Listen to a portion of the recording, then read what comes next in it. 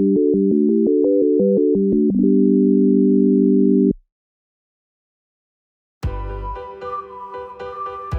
にちは。こんにちは。たかこです。ゆうやです。よどりぎです、はい。私たちは車中泊をしながら日本一周をしている夫婦です。はい。はい、私たちの中では、新年明けましておめでとうございます。今年もよろしくお願いいたします。お願いします。多分もうね、2月ぐらいだよ。動画はね、なんだけど今三が日が明けたところでございます。はい。で前回の動画が多分下道旅で実家に帰ってきたっていう動画よね。運転ご苦労様でした。ありがとう。600キロやったよ、一人で。ね、まさか一人で運転するとは思ってなかったよ。俺もね、1億円になるなんて思ってなかったよ。まさか。いや、ご迷惑かけました。今は元気ね。はい、今は元気です。はい。ということで、まあ正月っていうのもあったんだけど、このボンゴがね、僕らのボンちゃんが1月の10日から車検が始まるんですよ。初めての車検です。その車検をやるのと、正月なんで地元に帰るのを合わせて今回帰省したっていう感じです。はい。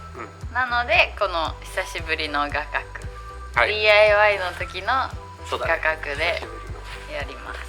車購入した時には1回ディーラーさんの方で車検通してもらったんだけど、乗り始めてからは初めての車検っていうことで、車検にもいろいろねやり方があると思うけど、ディーラーさんに出したり整備工場に持ってったりがあると思うけど、私たちは今回はユーザー車検、自分たちで持っていくっていうのにチャレンジしてみようかなと思います。うまくいかないことも多々あると思うんですけど、やるだけやってね、ダメだったら落ちたらねまた持っていくしかないし、そうっていう感じで、僕らはとりあえずセルフでやるので、その辺も含めて動画を作っていこうかなと思います。はい。でプラスね、それ以外にもちょっとした DIY を、この帰ったタイミングでしたいなっていうのを計画してて、メンテナンスとね、なんで事前にねネットでいろいろ注文したりして準備してきてたんで、そういったのを今回やっていこうかな、地元にいる間に。はい。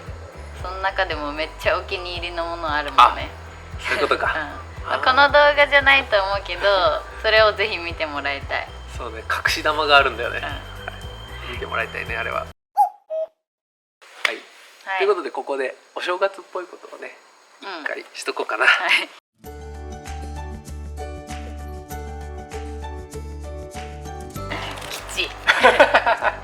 吉でした。吉ってさ、あんまり良くないんだっけ？いや、吉はいいんじゃない？入れました。いいじゃん。はい。待った。ガンはかけてないぞ。ちょっと待って、どうしよう。なんか生活に必要なさ、ほら洋服とかは若干取ったじゃん。だけどまだ他のものは全部この中に入ってるから。そうだね。この下のものをさ、出していこう。あってもいいのかもしんないけど、ちょっと一旦ね整理も含めて全部出す。だからこのフレームも取るもんね、最終的に一旦。やりますか、とりあえず。荷物を出すね、まず。このカーテンをさつけたままでも通せるのか取った方がいいのかわかんないね。とりあえず取っとくか。取っとこう。邪魔だし作業のそもそも。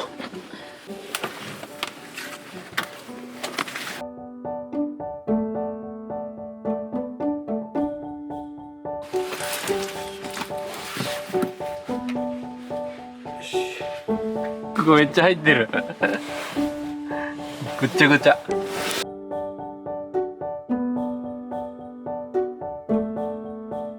なんかさ、厳選した割にはね。でもちょっとずつやっぱ増えていくっていうのはあるけど。見て。ここ入れすぎて。うわ、だるんだるんじゃん。ここめっちゃ隙間空いちゃった。もう治らん。ここに何が入ってたの？こんだけ？やば、それは無理やろ。入れすぎ。周りは終わったから今度床下。はい。うまいこと乗せて、こう。もうちょっと後ろ。そう。どうやろう。いけるんじゃない？いけそう。おっしゃ。ダメだ。最悪。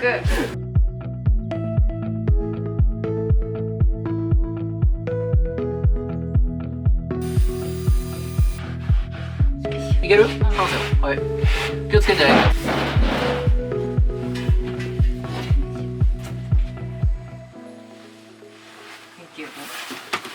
いいけどここまで来て終わりじゃないの？無理？じゃあどうする？どうやってこれを出すんだ？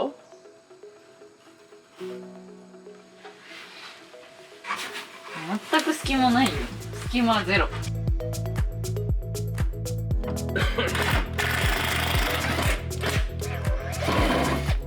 外れた。よし。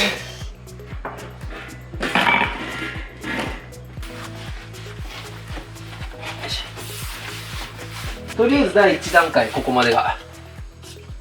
赤ちゃんそのほら、はい、予備点検の一つやから車運転する。そう私できんよ。じゃあ予備点検お願いします。フラッシャー、フラッシャー、フラッシャー。そう右、はい右反対。ライト、オッケー上下。ハイビーム、タカちゃん。スモール。ウインカー左。バック。あ、オッケー。おっしゃー、よかったね。クラクション。あ、オッケー。それからワイパー。シートベルト。電気のつくでしょうが。消えた。あ、はい、消えた。消えた。オッケー。でサイドブレーキは大丈夫ね。10日分はオッケー。オッケー。1回休憩、もう物出すだけで2時間かかった。よし、そしたらじゃああとは車検の勉強しよう。そうだね、車検の勉強して後日持ってくと。はい。だからまた車検持ってく日に取るのかな。まあでもさっき特艦で親父が出てきて、基本的なチェックはしたから、そのあとはどうだろうね。まあとりあえず調べて、もう持っていきさえすればいいのか。なんか今ネット予約とかもできるらしいからね。ということで全部車の中のものは私たちは出しました。フレームからね。でここだけついてる、この棚だけ。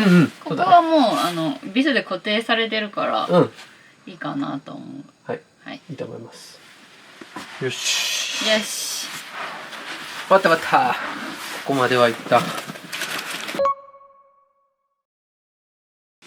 はい、今日車検に行きます。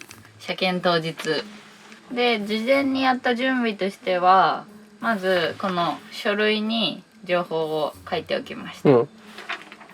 お家に多分余分にもらってた書類がたまたまあったので、多分普通の人はあんまりないよね。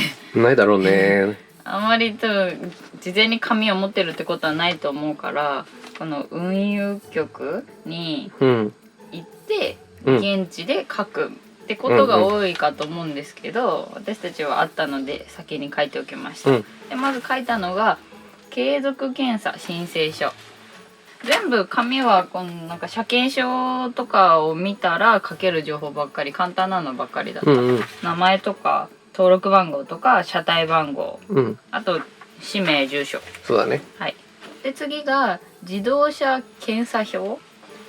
多分これがチェック項目とかになってて、これを見ながら進んでいく感じになるのかなと思うんだけど、ナンバーと原動機型式と車体番号と氏名住所、ここら辺も記入したかな。そうだね。3枚目が自動車重量税納付書、ここも車体番号氏名住所となんか乗用車とか1年とかを書きました。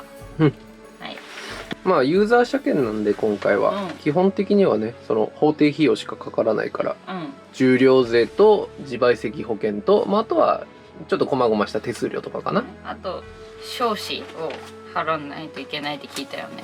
あとは部品の交換とかがもしあればね、自分たちで持っていくっていう感じかな、かかる費用は。なのでこれを持って運輸局に行きます。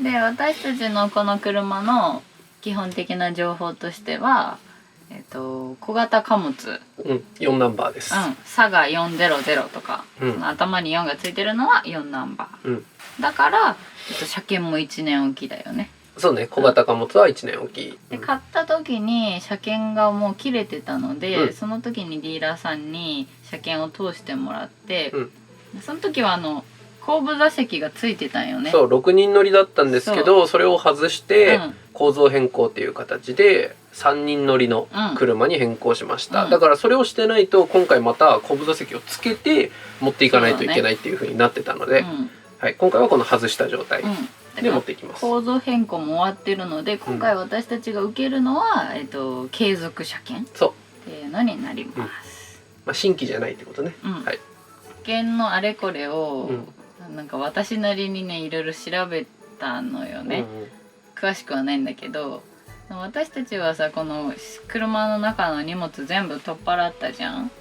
なんかそのベッドキットとか、テーブルとかってなんか家具がさ大体その車中泊仕様の車にはついてると思うけど、それもなんか車体に固定してるかしてないかによって、なんか対応が異なるみたいな感じで書いてありました。らしいね。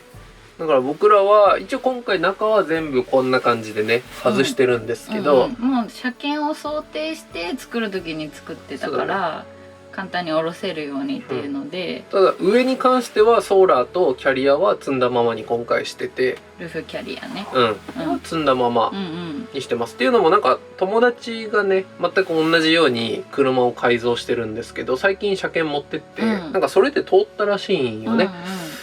であと1個気になるのが重量で、私が見た感じではこの車検証に書いてある重量から、プラスマイナス50キロ以上だとのズレがあったら、なんかまた構造変更し直さないといけないみたいな記載を見たから、そこがめっちゃ心配なところで、板張りとかしてるじゃん天井、そこだけだと多分50キロもいかないと思うんだけど、これとキャリアとソーラーでしょ。ルーフキャリアとソーラーとかも、そこも該当するんかなっていうところで、該当しちゃったらもしかしたら50キロいったりするんかなっていうので、怖いね。そこが心配かな結構。どうだ、これ1個で1キロぐらいかな。だからこれとかはさ、ほらこの棚はさビスで留めてるじゃん、だからこれは貨物としては扱われないと思うんだよね。わかんないけど。なるほどね。じゃあこういうさツリーも取ってった方がいいじゃん。重量が上がっちゃうよこれ。これ取った方がいい。こういうのは取っていった方がいいよ。ちりつもよこういうのは。あとポールね、棒を忘れないように。そうだね。なんかその荷室と座席部分を仕切る棒みたいな、セパレートバーみたいなのが、それは絶対いるらしい。いるっていうだって松田でも言われたじゃん。松田持ってく棒はさ、なんか棒がないみたいなさ、意外となんか何の棒でもいいみたいに聞いたから、噂では。ちょっと分かんないとこがいっぱい。なんか難しいよね。なんか運転席板張り NG とかさ、でも板張りで通ってる人もいるしね、ソーラーつけてていいのか悪いのかとか、重量がどうのこうのとかさ、でもまあ私もそのネットとかで調べた感じだから、本当に正確かわからないし、その運輸局とかにお問い合わせするのが一番確実だと思うので、そこは見てもらえたらと思います。はい、まあとりあえず行ってみましょう。はい、行ってきます。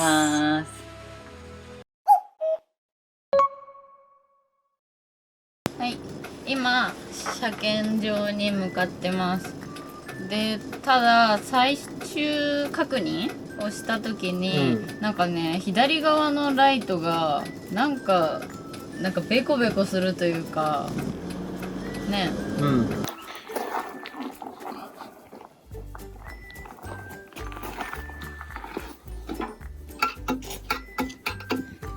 そこを見つけてしまって、もともとその予備検査場に行く予定はなかったんだけど、ちょっとそれが見つかったんで、そのライトの件があるんで予備検査場に行ってから検査場に。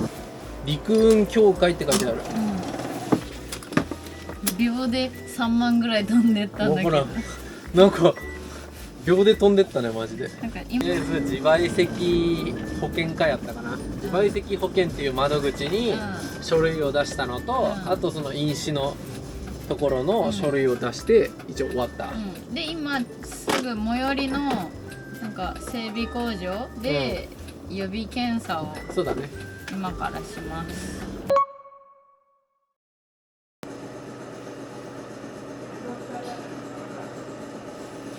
トマトがゆっくり。ゆっくり。はい。わかりました。段差も。わかりました。なんかねモニター見ながら数値を合わせてくれた、ね。そうだね。でもうちの親父が勝手に触って怒られてた。ちょっと恥ずかしかったな。触らんでよって言われよったね。大の大人が。てーってしてたよ。なんか久しぶり見た。なんか大人が怒られるところ。でとりあえずその整備工場でライトを調整してもらったんで次が本ちゃんよね。でどこに行けばいいんだろうね。おととととととと。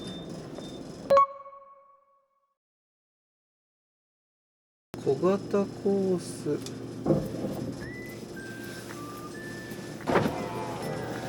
不安。本当？不安です。ああ、髪が飛んでった。はい、車検が終わりました。終わりました。結果は不合格。再検査です。ごめん、俺の力不足や。いや、ちょっと盲点だったというかね。なんか後ろのハイランプって言ってたかな。ハイマウントストップランプ。そこが光ってないと言われてしまって、そこは盲点だったな。気づかなかった。でそれ以外は OK だった。そこだけ。今ちょっと近くの整備工場に来てます。ここが切れてた。これが光るらしい。ブレーキとしてこことね。ブレーキ踏んだ時にそこが光る。もう一回。OK。再検査です。はい。いいかな。や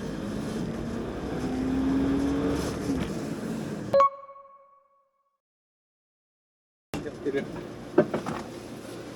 よし、終わりました。よ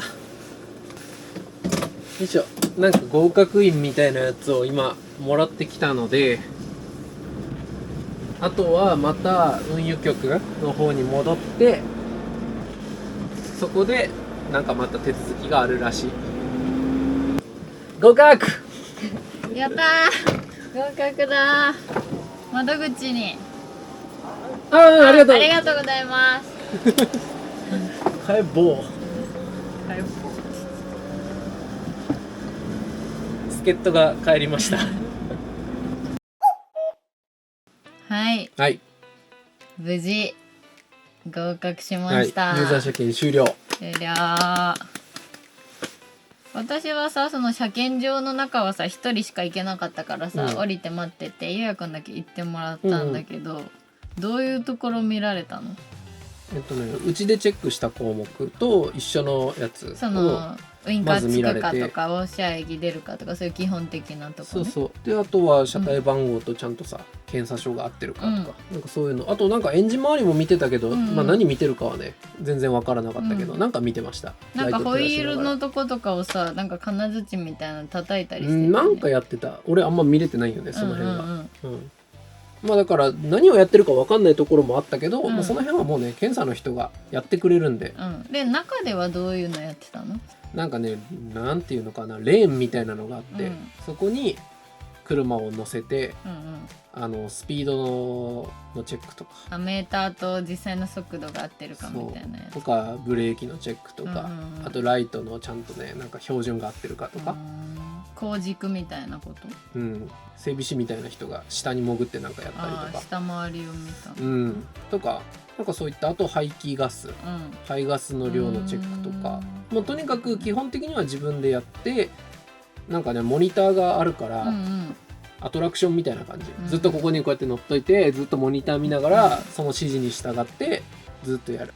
でずっと横にそのおじさんのね検査員の方がついてくださったんで、初めてって言ったからかもね。そうそうだと思う。だってもう他の人は自分でなんかレバーみたいなやつをこうやって取ってやってるのを見たから誰もいなかったもん。なんか結構さ、その初めてですとか言ったら意外と優しくさ教えてくれるとこばっかりだったよね。なんかさイメージだけど分かった人の集まりみたいな感じがするから、一元さんには結構きつい当たりくんのかなと思ってたら、全然そんなことなくて、優しかったよね。めちゃくちゃ優しかった、その佐賀の検査場はね、めちゃくちゃ優しかった。